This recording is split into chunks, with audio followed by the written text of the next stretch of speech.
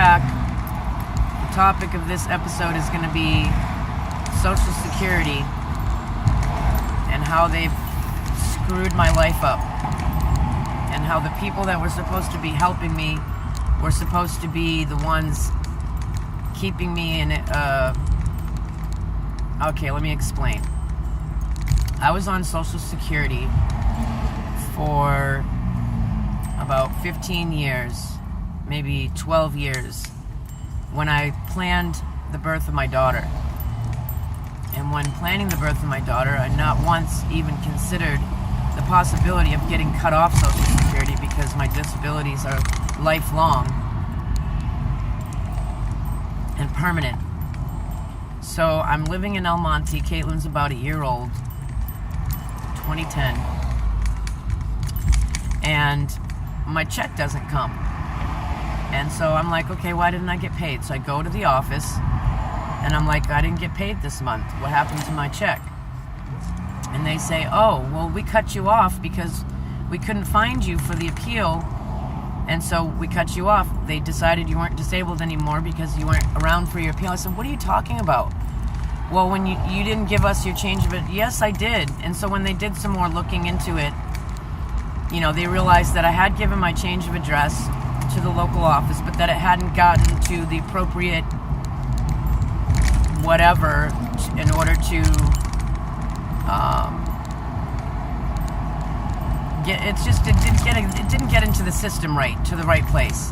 And so when they tried to contact me for my appeal, they sent everything to the wrong address. And when they didn't get any response, they did what they always do when they don't get a response, and they cut me off.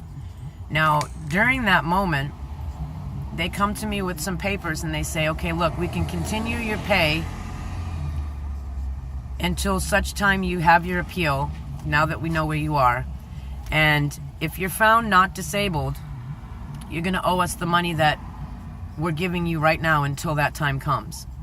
And I'm thinking, well, that's not going to happen because, I can't get cut off. My doctor at the time, my psychiatrist, mind you, the main person who was treating me for the main disabilities. I have some physical disabilities too, but the mental disabilities are what I'm on disability for, primarily.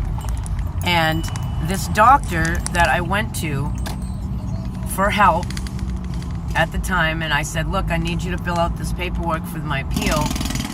He says, okay, well, I'll write you a letter because I don't fill out paperwork. I don't do paperwork like other people do, like other doctors do. But don't worry, as long as I'm your doctor, they're not going to cut you off. They can't cut you off. So I trusted him.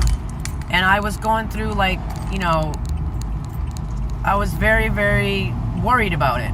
Because here I am with my child. Of course I'm going to sign that paper. I'm alone, single, with a baby. And you're going to tell me the only way I'm getting my pay is if I sign this paper. So of course I'm going to sign this paper. So then the next step is the appeal, right? The appeal comes. I get up in front of the judge. I have no idea what I'm doing. And because I didn't have a lawyer to fight my case for me, they found me not disabled. What the fuck, right? So they cut me off. And for 4 years, they tell me, okay, go get a lawyer. Okay, so I get a lawyer. The lawyer's like, yeah, this is no problem. We just have to wait for the... But at this point, it's not an appeal anymore. I have to reapply, okay? Because the appeal already got denied. So then, of course, finally 4 years later, I get up in front of the judge with the lawyer. The lawyer doesn't even say one single word. The judge talks to me the whole time.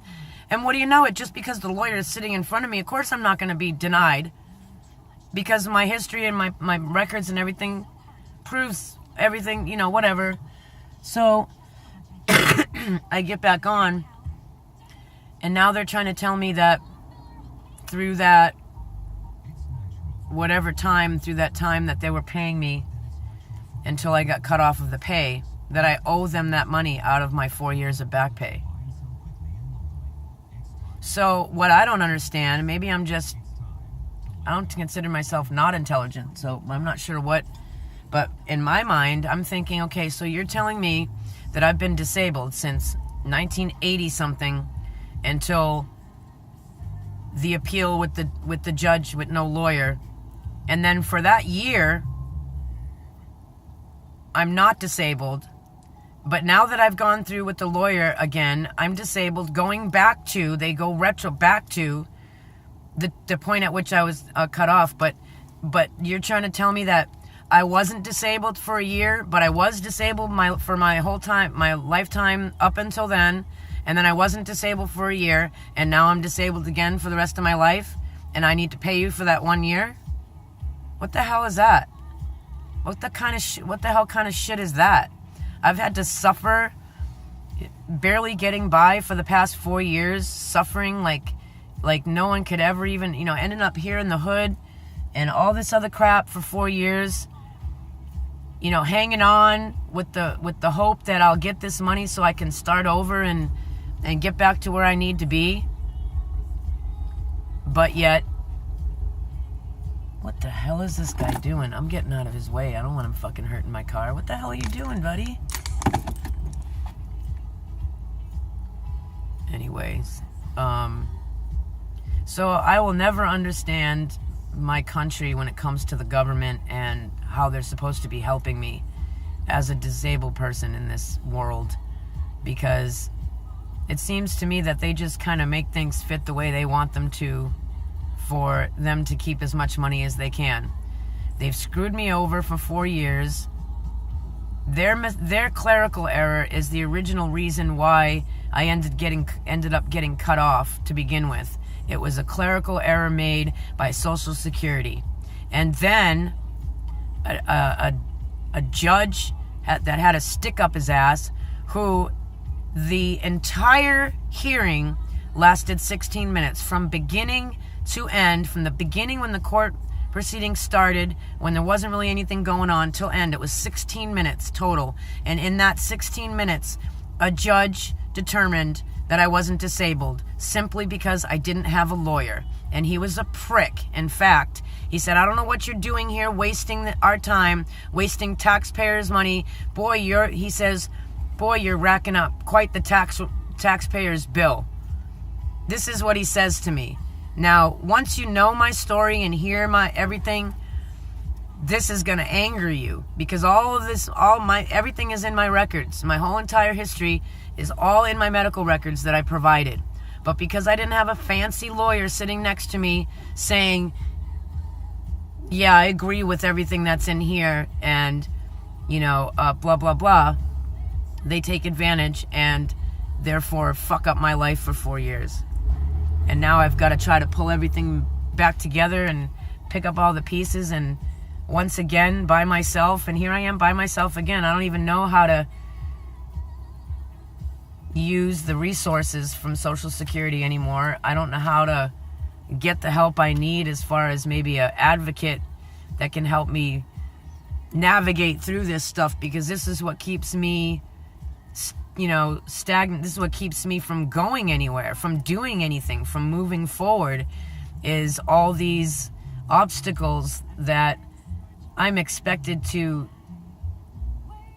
deal with all by myself, or I'm expected to find the help by myself. Like, obviously, if I could do that, I wouldn't be on Social Security. It's hard enough being on Social Security knowing that I have a brain and that I'm as capable as I am and have certain abilities, that I'm even on disability. So, yeah, sure, make me feel 10 times worse and make it 10 times harder for me. So I'll never understand Social Security, and I'll never understand any of it. And I'm getting a little bit emotional right now. I'm about ready to break down into tears because I'm getting overwhelmed thinking about all this, because the one doctor that kept promising me that this wasn't going to happen, didn't provide the paperwork that he did this time. He did it this time and everything's fine. But why he couldn't do it 5 years ago is beyond me. And now I've had to suffer 4 to 5 long years because this doctor didn't want to do his job. And he doesn't want to take responsibility for it either. He does not want to take responsibility for not doing his part in helping me to keep from getting cut off of Social Security. That was the main reason, the main thing going on at that time, and the only thing I ever talked about every session. I'm really afraid they're going to cut me off. I don't know what I'm going to do if they cut me off. I can't work full time. I can't keep a job. I have a baby to take care of now. And he just sat on his ass and did absolutely nothing to help me. And see, here's where this kind of shit actually works against me. Because every time that something like this comes up, it's always pointed back at me that I'm the one that's messed up, I'm the one with the issues, and I'm the one that, was incapable of doing what I needed to do to get where I needed to go. And so then it's pointed all right back at me, and oh yeah. Oh, hey Jerry. I guess I'll say hi. Hey Jerry, how you doing?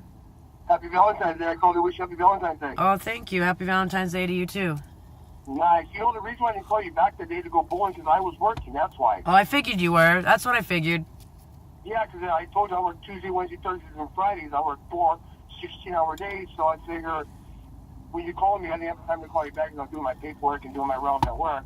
So right. I appreciate the offer, but I just, I figured you might have forgot that I worked that night, so. Oh, yeah. No, I forgot. And we go quite a bit, so you're welcome to come another time.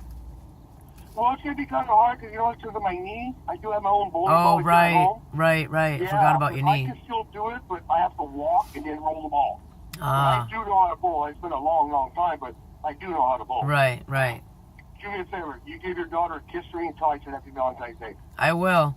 Hey, I'll call you later, okay, Jerry? I got to get going. I got an appointment, but, No worries. I just wanted to call you and wish Happy Valentine's Day to you and your daughter. No, I'll call you back later, though. I would love to. Are you working tonight? No? Yeah, I go back today. I leave at 2:45. Yeah, I go back to work Tuesday to Friday, yeah. Okay, well, I'll call you tomorrow then. Okay, young lady. Alrighty, well, happy Valentine's to you, too. Thank you. Don't forget to give your daughter a kiss me till I said Happy Valentine's Day. Oh, that was nice. Thank you, Jerry. I will. You're very welcome, Barb. You're very welcome. Maybe on my day off or something, we'll go out and have some food or something. All right, sounds good. Okay. All right. Have a good day, Jerry. Bye-bye. Okay, Bye-bye. Thank you. Bye. That was my friend Jerry. He used to work at a security at a place that I used to go to a lot, so we became friends. So anyways, I'm going to sign off for now because that's all I got for right now. Now my head's going in a million different directions again, so I'll be back another time, or I'll be back to check in later. Yeah, that's me. All right, peace out. Peace out.